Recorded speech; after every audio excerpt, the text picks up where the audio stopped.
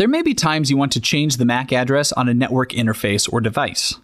Changing the assigned address might allow you to bypass the access control lists on servers or routers on a network. It also allows a device to pretend to be a different device. MAC spoofing can help you do these things. MAC spoofing is a technique for changing the factory-assigned media access control address of a network interface on a networked device. We know that the MAC address is hard-coded on a network interface controller, and typically, you can't change it. However, there are tools that can make an operating system believe that the NIC has a different MAC. In this demo, we're going to use a tool to do just that. We're going to spoof addresses with the help of a program called SMAC.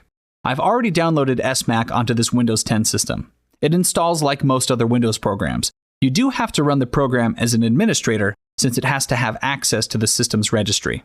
That's probably the only special instruction you need to get it going.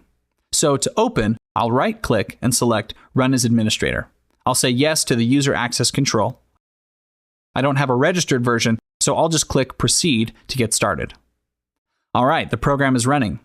This main window shows me the active network interfaces. Over to the right, I can see the IP and the associated MAC address for each NIC. I only have one NIC in this system. It's selected by default. Down here, I can enter a spoofed MAC address. I can do this manually, or I can come over here and select random. Another thing I can do is go over to MAC list. When I do that, I get a list of MAC addresses that are in a list. Why is that handy? Well, let's say you're only allowed to connect to a network based on a certain MAC address, and you suddenly have a different system that you want to use to connect. You can get the MAC from the old system and spoof it on the new system. Here's an example of misusing MAC spoofing. One of the subject matter experts for this course worked for a school system. Students often violated the acceptable use agreement for the school's network. As a solution, our expert banned their MAC addresses from obtaining IP addresses.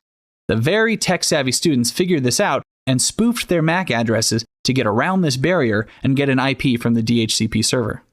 Anyway, over here I can pick a manufacturer to use for the spoofed MAC. Why would I do that?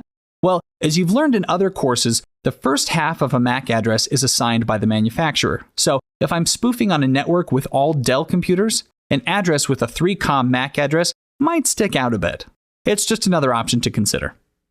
Okay, I'm just going to pick random from over here and use that MAC address. Now I'll go up here and pick Update MAC. When I do, I get a dialog box that says it can only change the MAC to this address because this is an evaluation copy of the program. If it was the full version, I wouldn't see this.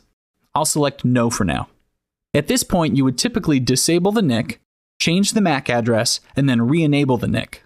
When you're done, you can remove the spoofed MAC address by clicking the Remove MAC button. When that's done, you can check your settings by clicking ipconfig. When you do, you essentially get the same information you would get from doing an ipconfig from the command prompt. Here, you can see the IP address and also the physical or MAC address for this device. That's it for this demo. In this demo, we discussed what MAC spoofing is, and we talked about a few of its uses. Then we used SMAC to change our MAC address on a Windows 10 system. Finally, we looked at ipconfig to verify the MAC address and the rest of the IP address configuration.